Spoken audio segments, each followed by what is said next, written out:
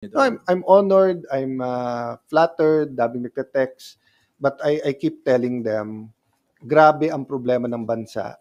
It's really about the Senate being a salt and light, providing a vision for our people. Right now kasi the Senate is part of the problem. And it's not the fault of Senator Soto, it's not the fault of Senator Cheese, it's not the fault of Senator Migs, it's just the circumstance.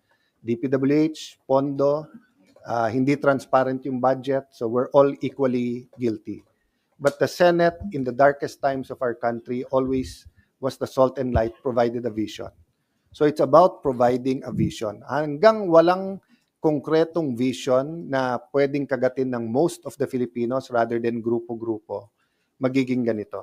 And the other reason na may constant talk, kasi nga, siyam kami. So, apat lang yung kailangan, di ba? Having said that, you would know. Actually, pag pinag-uusapan yan, malamang yan wala.